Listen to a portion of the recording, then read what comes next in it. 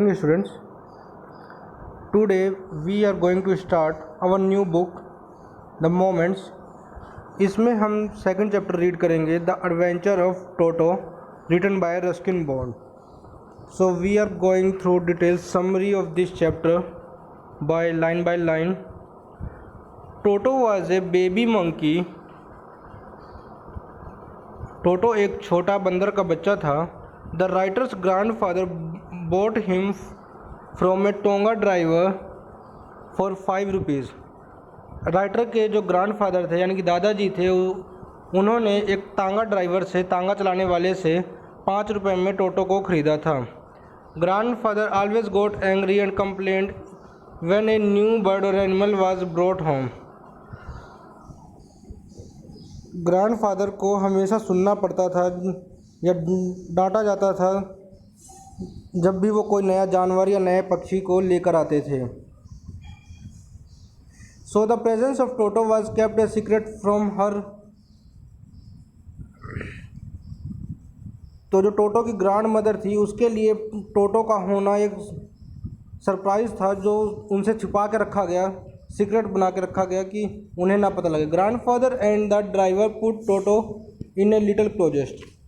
Grandfather और driver ने मिलकर टोटो को एक छोटी अलमारी में छुपा दिया. He was tied to a peg fasted into the wall. और उसे एक छोटे से किनारे से बांध दिया गया दीवार के साथ. A few hours later, it was found that Toto had torn off the wallpaper. He had pulled out the leg in the wall from its socket. कुछ घंटों बाद देखा गया कि टोटो ने जो दीवार में लगा वॉलपेपर था उसको पूरी तरह से फाड़ दिया है और अपनी टांग उस सॉकेट से बाहर निकाल ली है. He had also torn to pieces the writer's school blazer. और उसने राइटर के जो ब्लेज़र था स्कूल का, उसको भी टुकड़ों में फाड़ दिया. Indeed, he was very mischievous monkey. इसमें कोई शक नहीं था कि वह एक बहुत शरारती बंदर था. Toto was transfer to a big cage in the servants quarter. अब टोटो को एक बड़े पिंजरे में डालकर सर्वेंट क्वार्टर में रख दिया गया. Grandfathers other pet also lived there. Grandfather के दूसरे पालतू पशु पक्षी भी वहीं पर रहते थे. But the monkey didn't allow any of the pets to sleep at night. पर बंदर रात में किसी भी पेट को, किसी भी जानवर को सोने नहीं देता था. Grandfather had to leave Dehradun. The monkey didn't allow any of the pets to sleep at night. पर बंदर रात में किसी भी पेट को, किसी भी जानवर को सोने नहीं देता था. Grandfather had to leave Dehradun for Saharanpur the next day to collect his pension there. Grandfather को अगले दिन देहरादून जाना था सहारनपुर से अपनी पेंशन लेने के लिए.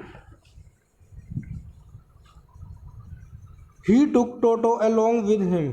वो टोटो को अपने साथ ही ले गए. The monkey was put inside a big black canvas kit bag. बंदर को एक बड़े कैनवस बैग में डाल दिया गया.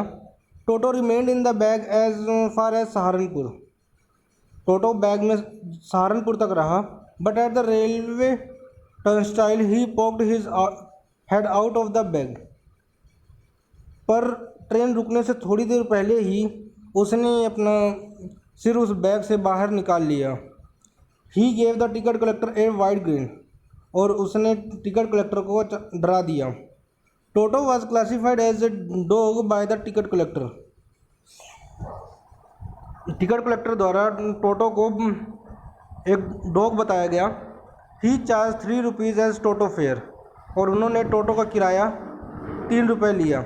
The writer grandmother finally accepted Toto. लेखक की जो दादी थी उन्होंने टोटो को एक्सेप्ट कर लिया. Now he was given a home in the stable along with the family donkey Nana. कि अब उन्हें उनके अस्तबल में फैमिली डंकी के साथ रहने की जगह दे दी गई. टोटो and Nana never become friends. टोटो और जो नाना नाम का डंकी था वो कभी दोस्त नहीं बने. Toto enjoyed the warm water bath during cold winter evenings. Toto को गर्म पानी से नहाना पसंद था सर्दियों के टाइम पे. One day he got inside a large kitchen kettle. एक दिन वो रसोई के अंदर बड़ी कैटल को उठाने लगा. It had been left on the fire to boil water for tea. ये आग में रखी गई थी ताकि पानी गर्म कर जा सके चाय बनाने के लिए. He would have boiled himself alive if grandmother had not come and pulled him out of the kettle.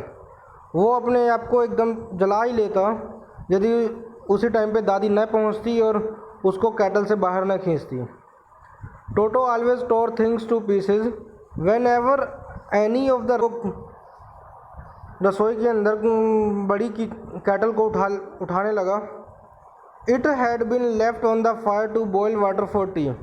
ये आग में रखी गई थी ताकि पानी गर्म कर जा सके चाय बनाने के लिए. He would have boiled himself alive if grandmother had not come and pulled him out of the kettle. वो अपने आप को एकदम जला ही लेता यदि उसी टाइम पे दादी न पहुंचती और उसको कैटल से बाहर न खींचती. Toto always tore things to pieces whenever any of the writer aunts went near him. He tried to get hold of her dress and tear it. टोटो हमेशा किसी भी चीज़ को टुकड़ों में फाड़ दिया करता था.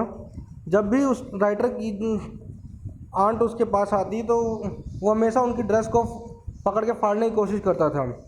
One day a large dish of pulao was kept in the center of the dining table. एक दिन पुलाव एक बहुत बड़े बर्तन में डाइनिंग टेबल के सेंटर पर रखा गया. टोटो began stuffing himself with rice. टोटो अपने आप को खुद ही चावल परोसने लगा. When the writer's grandmother screamed, Toto threw a plate at her. और जब ग्रैंड मदर ने उसको पे चिल्लाया, उसको डांटा, तो टोटो ने एक प्लेट उसके ऊपर फेंक के मारी. One of the writers aunt rushed forward.